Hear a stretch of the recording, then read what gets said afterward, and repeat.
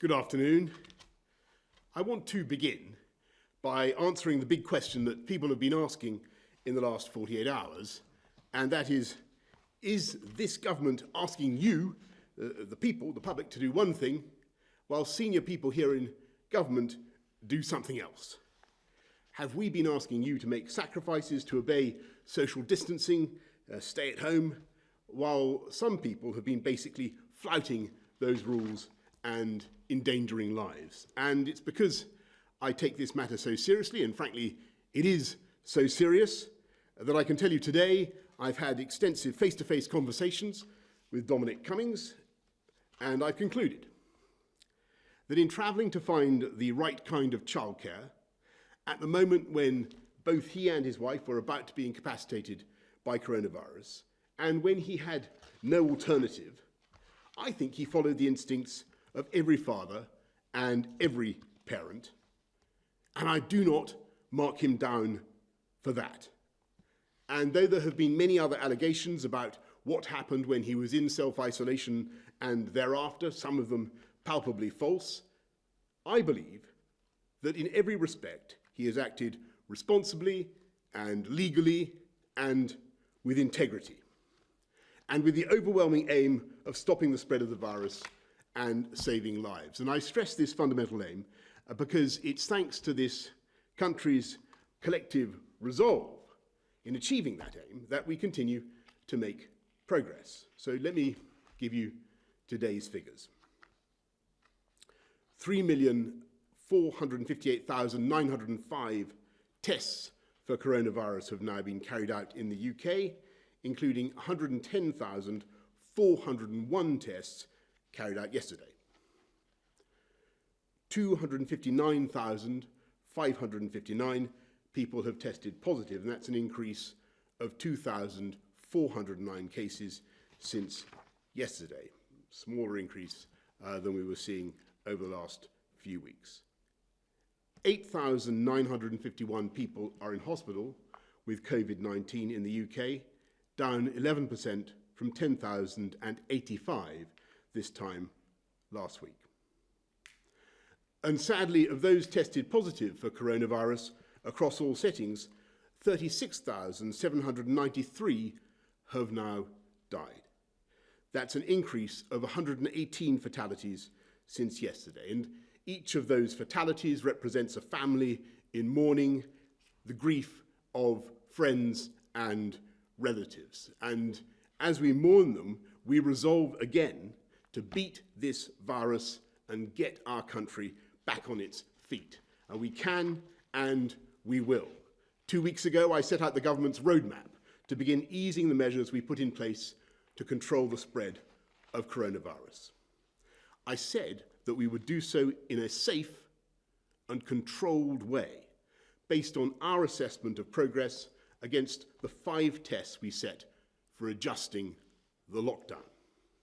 We're going to set out that assessment in detail in the coming days, but today I can confirm that I do believe we will be in a position to move to step 2 of our plan. As part of step 2, we set out plans for a phased reopening of schools, because the education of our children is crucial for their welfare, their health, for their long-term future, and for social justice. And so, in line with the approach being taken in many other countries, we want to start getting our children back into the classroom in a way that is as manageable and as safe as possible. So we said we would begin with early years settings and reception, year 1 and year 6 in primary schools. Early years reception, year 1 and year 6. And today, I can announce that it is our intention to go ahead with that as planned on June the 1st, a week on Monday.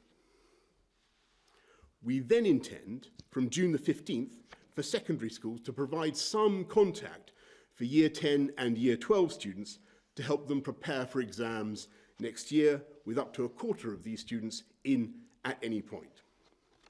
And by opening schools to more pupils in this limited way, we're taking a deliberately cautious approach. And this comes after a constructive period of consultation with schools, teachers and unions, led by the Education Secretary, Gavin Williamson. I want to thank all the teachers, education, childcare staff who have stepped up to the challenge and kept schools open throughout this crisis. The Department for Education will engage with teaching unions, local authorities and school leaders in the coming days, giving them an opportunity to ask questions and probe the evidence behind our plans. And the final decision will be taken as part of the formal review into lockdown measures which the law requires us to undertake by Thursday. We will, of course, continue to consider all the evidence, as we said we would do, and we will continue to work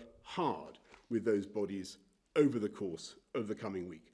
But I think it is important for us to be clear about the government's intentions now, so that teachers and parents can plan in earnest for schools to reopen a week on Monday. Now, I acknowledge that a June the 1st opening may not be possible for all schools, but the government will continue to support and work with the sector to ensure that any schools experiencing difficulties are able to open more widely as soon as possible. Detailed guidance has been published by the Department for Education on how schools can open in a way that is safe for children, teachers and parents.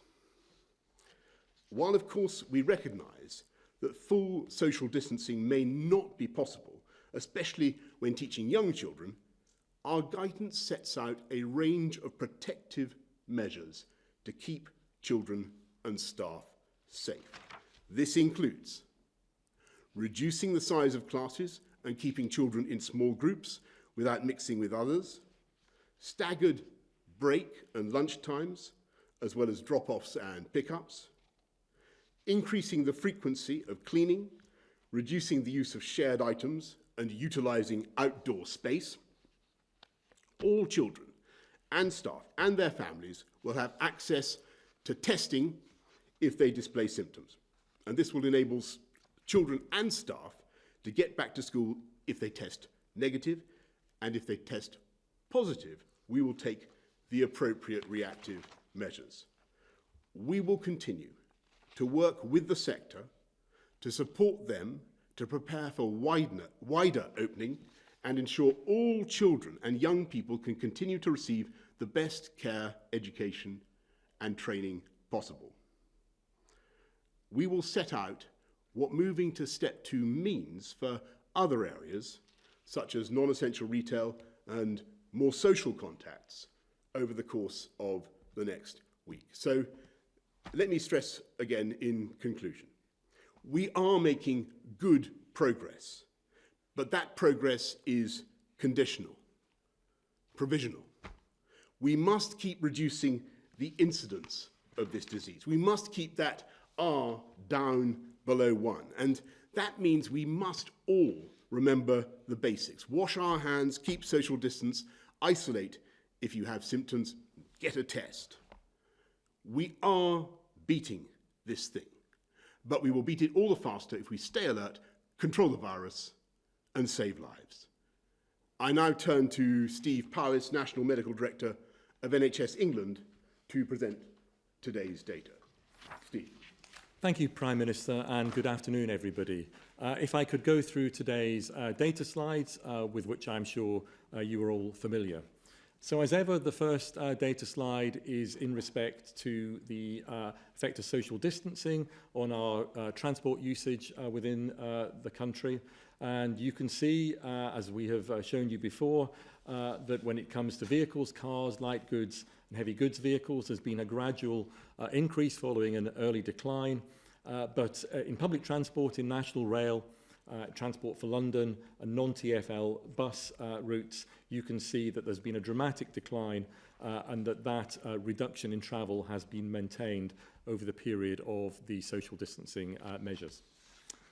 On the next slide, we take a look at the testing programme and the new positive cases of COVID-19 that are arising from that programme. And firstly, you will see that in the upper graph, there has been a large increase in testing and indeed in testing capacity in recent weeks. You will see in the bottom graph that we continue to see new confirmed test positive cases, but even with an increase in the testing programme, they have maintained steady or indeed have started to drop, which reflects that we are seeing less virus, less transmission of this virus in the community and therefore lower rates of infection. And then the next slide shows how that data then translates into our hospitals. And clearly for the vast majority of people, this is a mild illness if you catch the virus. But unfortunately for some, symptoms and the complications do require hospitalisation. And you can see the data here on the new daily admissions into England with COVID-19. You can see that peaked in April, but has now been steadily declining in recent weeks, again reflecting lower transmission rates in the community.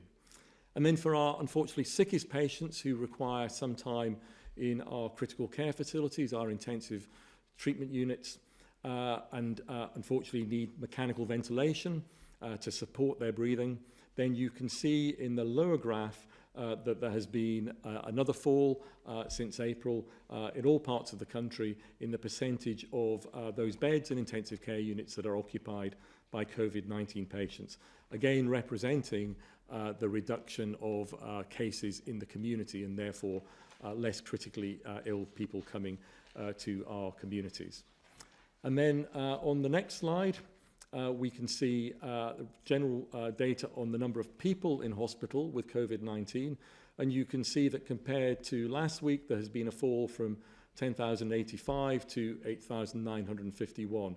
So a continued fall in the number of hospital beds that are occupied with patients with COVID-19. And again, in the graphs that you can see that there is some variation around the country as to this. London, as I've said before, had the biggest peak and the fastest reduction, but you can see in other parts of the country that they again are coming off a plateau of numbers of people in hospital, and there is overall a sustained decline. And then finally, and unfortunately, we go to our slide on the number of deaths in the UK. And again, you will be familiar with this. As I've said before, the daily count does vary from day to day, and particularly at weekends where we have a reporting lag, and especially at bank holidays where that might be 3 days rather than 2. But the important aspect of this particular graph is the 7-day rolling average, which takes out that day-to-day variability. And you can see that once again, we are seeing a steady but sustained decline in the number of deaths, again reflecting success in reducing the transmission of virus in the community. Thank you. Thanks very much, Steve. Well, we're going to go for some questions first from the public and then from the media. First, we go to Penny in Hampshire. As this is a global pandemic, how is the government working with other countries to find solutions to vaccines, tracing gaps, etc., rather than everyone working on their own solutions? Well, thanks. I'll ask Steve to comment on that as well. But Penny, thank you very much for that question, because I do think one of the most depressing things about the way the epidemic ripped through the world was that there was a kind of devil take the hindmost approach amongst so many countries that scrabbled to get their own share of very scarce resources such as PPE, personal protective equipment, or enzymes for testing, and a real fight took place across the world as we tried to protect our own populations. And you could see that this was something that was a global problem. Penny, as you rightly say, a global pandemic that produced a national response. And we in this government want to see a much more international approach. We want to see the nations of the earth coming together to produce the long-term solutions, particularly in vaccines. And that's why on June the 4th, the UK is holding a big summit. I mean, we've got huge numbers of countries participating that are going to pledge very, very considerable sums, we hope, into finding a vaccine. Different people have different levels of optimism about whether Jenny will get a vaccine this year, next year.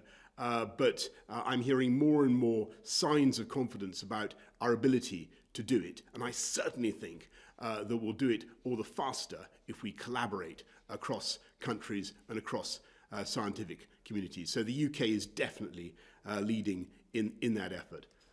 Steve, any Yes, so thank you, Penny. So, of course, science is a global endeavour, and I think it's been really heartening how scientists across the world have rapidly come together and rapidly advanced the pace of not only our scientific understanding of this completely new virus, but also in terms of working through the biology and then through to the sorts of treatments and therapeutics that might be used. Not just for vaccines, as the Prime Minister has said, but also in terms of using drugs, some of which are drugs that we use in other contexts, and rapidly working through clinical trials, some of which are international, some of which are in individual countries, to try and determine which drug or which combination of drugs might be capable of treating and modifying the effects of this virus infection.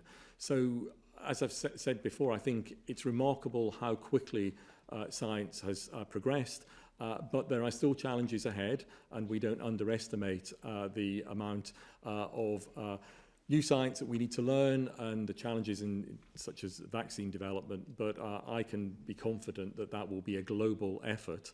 And of course, the UK is very strong in life sciences. We have a long history of science, and particularly biological science, very strong universities, and they will be contributing to the global effort. Thanks very much, Penny. Thanks, Steve. Can we go to Kate from Woking?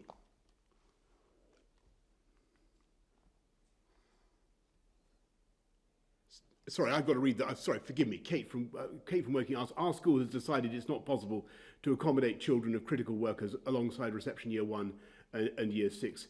Will the government, teachers' unions and head teachers work together to find a plan that will provide for all children at home or in school in September?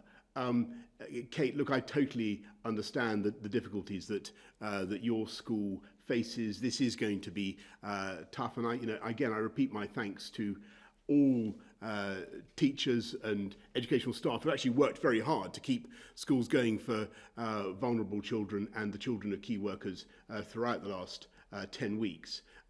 What we will do is make sure that we stagger things and we pace things, and we work directly with local authorities to make sure that there is a plan. And you've heard some of the measures that I outlined today. I think the really important thing to ensure that we get everybody back and this whole thing up and running by September at the very latest is just to keep pushing down the incidence of that disease, to keep pushing that R down. That's going to be the most effective way to ensure that not just our schools but all our economy is ready to go back as fast as possible. Steve, anything you want to add on that? The only thing I would add, Kate, is just on behalf of all my colleagues, the staff in the NHS who've worked so magnificently through this surge in the virus, how grateful everybody is to our colleagues in schools, to school teachers, and those that work in schools for keeping the children of our staff safe at school and to continue schooling during the last few months. Everybody's very grateful. It's been absolutely critical. So thank you. Could we go to the media now, please? Ian Watson from the BBC. Ian. I think you need to unmute Ian.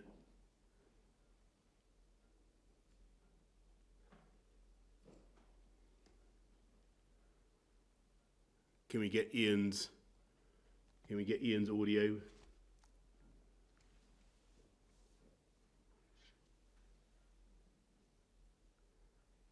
I can kind of lip read, but I think we're going to need to. I'm so sorry. I'm so sorry, Ian. Can we come back to you? I think we'll go to Robert Peston of ITV. We'll come back to you, I promise. If we sort out your audio, we'll come back to you. Got it. Hello. Robert. Disaster. Hello, Prime Minister. Hello, Professor Paris. Good to see you both. The simple agreed facts in this case are that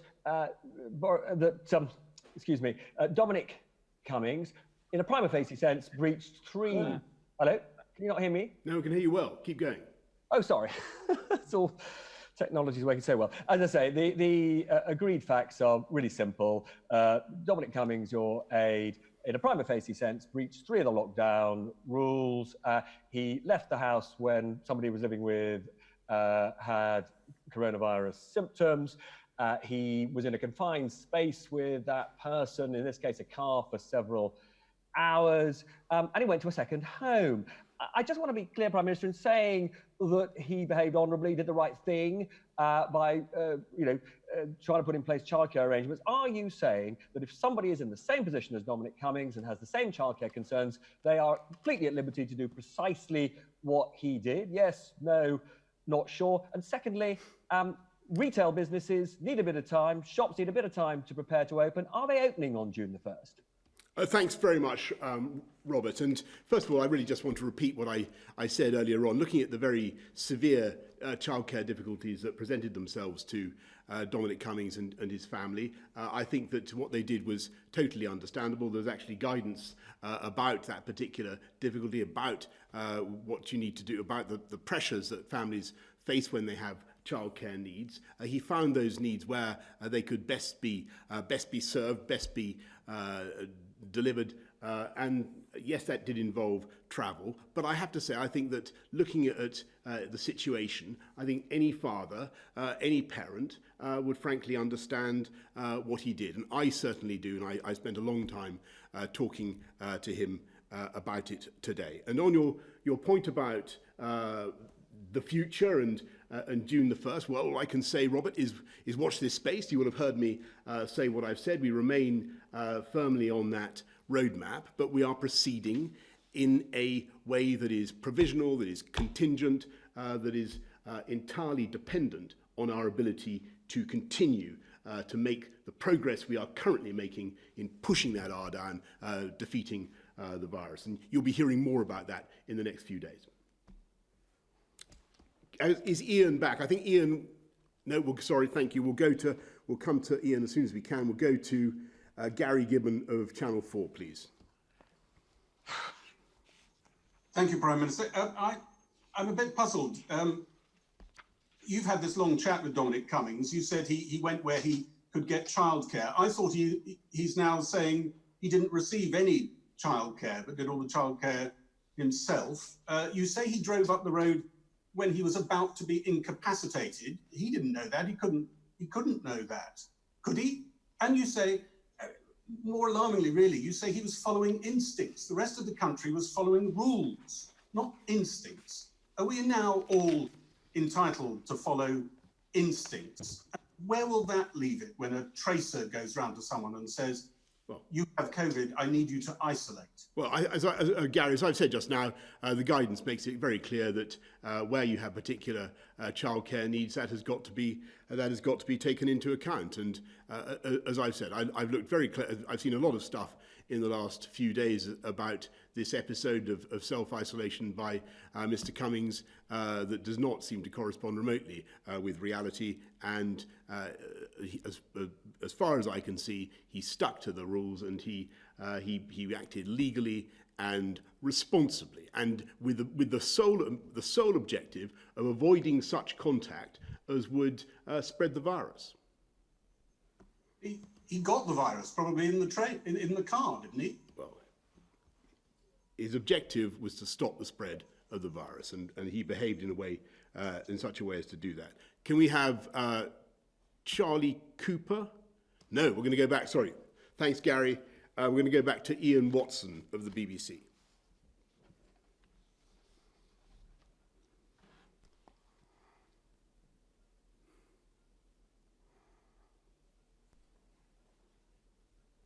Yeah.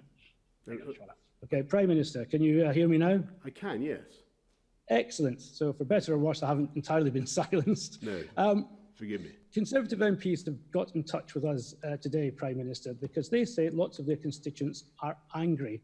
They feel that allowing somebody who was already ill to travel 250 miles across the country breaches at least the spirit of your guidance? Hand on heart, can you really say that this didn't breach the spirit of your guidance? When were you told that Dominic Cummings was making this trip, and did you approve that trip? And can I also ask another question, just in case I get muted again? And that is this. You said that some of the stories in the press were palpably untrue. Can you clear up one story which your ministers and indeed your press officers haven't been able to clear up? Did Dominic Cummings make a trip to Barnard Castle in April when he was isolating, or at least was based in Durham? Right. Well, Ian, what I can tell you is that I think when you look at the guidance, when you look at the particular childcare needs that Mr. Cummings faced at the time, it was reasonable of him to self-isolate, as he did for 14 days or more, with his family, where he did. And I think that was sensible and defensible, and I understand it. And as for all the other allegations, you know, again, I just repeat what I've said earlier on. I've looked at them carefully, and I'm content that at all times throughout his period in isolation, actually on both sides of that period, he behaved responsibly and correctly, and with an aim, with a view to defeating the virus and stopping the spread.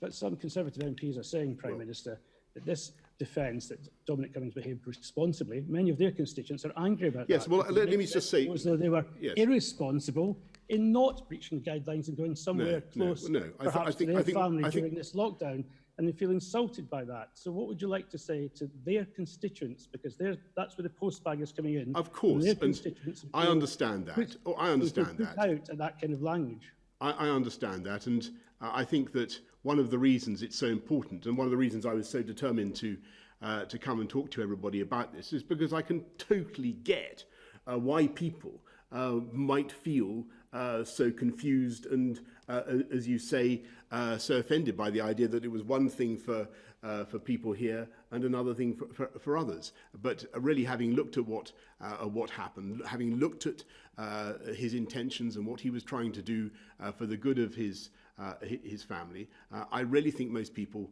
will understand what he was doing, and above all, what he did. If you look at the measures that he took, they were designed to stop the spread of the virus. And I think that he at all times, as I say, behaved responsibly and legally. Though, Ian, I perfectly accept the point that you make, and that's why it's so important.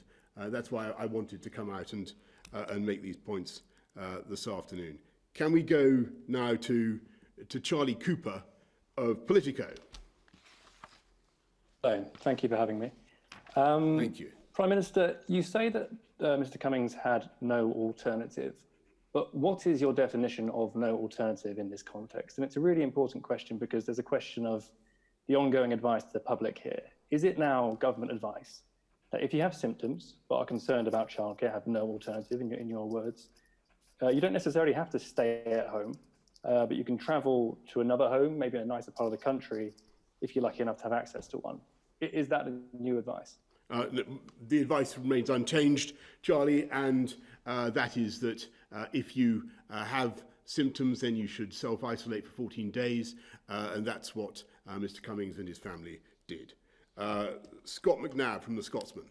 How Mr. Cummings' actions... If the advice remains unchanged, can you explain how Mr. Cummings' actions were not in breach of the advice? Sorry, can we go?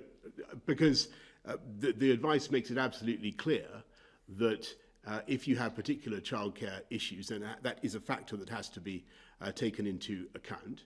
And when I look at what actually happened, Dominic Cummings and his family self-isolated for 14 days, and that is what you've got to do.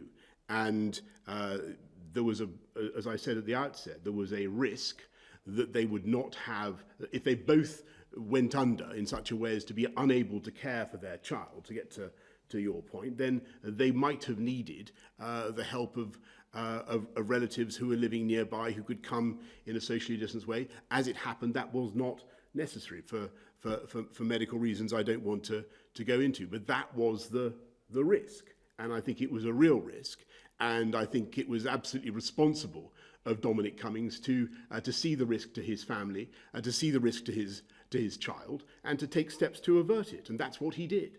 So, and that in no way changes the guidance or the advice. Could we go to Scott McNabb from The Scotsman, please? Yeah, thank you, Prime Minister. In Scotland, our former Chief Medical Officer resigned after a late-night conversation with Nicola Sturgeon. When it emerged, she had breached lockdown rules, travelled to a second residence in another part of the country. The reason she had to go, we were later told, was because keeping her on risked undermining the public health campaign to keep the virus under control.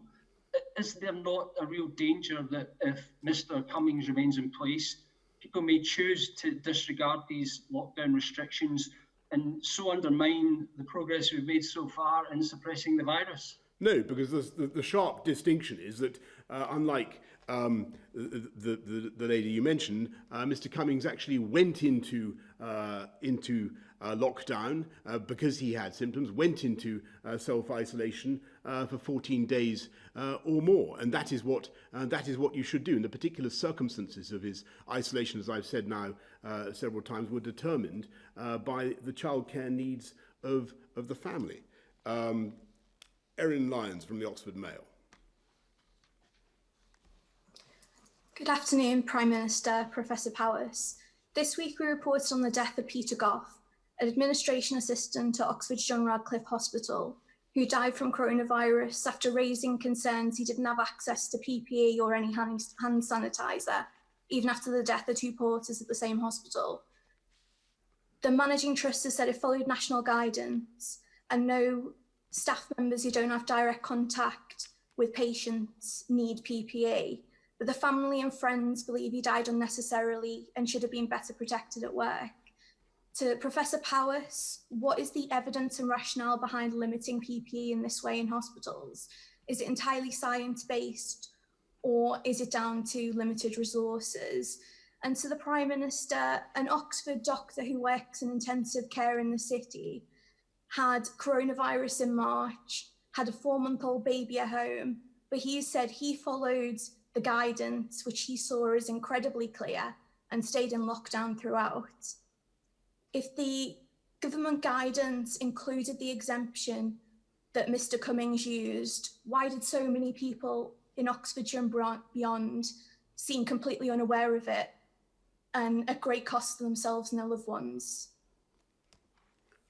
Shall I take the PPE? So on PPE guidance, the answer is yes. PPE guidance is based on the science. The PPE guidance in the UK is developed by our experts at Public Health England, Public Health Scotland and the other devolved administrations, and it closely follows the World Health Organization guidance as well. That guidance has been refreshed a couple of times since we learnt about this virus in January. The last time it was reviewed was now about a month ago. It was the weekend after Easter. And that was done with a huge amount of input from professional colleagues across the healthcare sector, including the Royal Colleges, some of the unions and others. And there was a real consensus around the work on that. I think Public Health England had over 1,000 comments over the course of refreshing that. So I'm confident that the guidance that is in place at the moment, which is that guidance, is not only based on the science, but on the professional input and support of many, many professional groups within healthcare. Thanks very much, Steve. Well, Erin, I obviously just on PPE, if I could say something, because it has been one of the most difficult and the most intractable and in some ways infuriating aspects of the crisis, the difficulty of delivering PPE in a timely manner, not just to the NHS, by the way, but to care homes and across the whole of the country. I think we're now doing much better than we were a month, 6 weeks ago, and as far as I know, no hospitals currently have stockouts in the way that you described. But I will look I will look at what's happening in the Radcliffe, and I will try to make sure that they get what they need. And thank you for raising that. But on the other issue, you know, of Mr. Cummings and his, and the doctor you mentioned in Oxford, I just repeat my point. I think they're in the same position. Mr. Cummings did isolate for 14 days or more, and the circumstances of his isolation, his self-isolation, were determined by the difficult childcare position that he found himself in, and I understand that, and I think that many other people do. Thank you very much, everybody, for tuning in this evening. Thank you for watching. I think we'll be back again tomorrow. Thank you.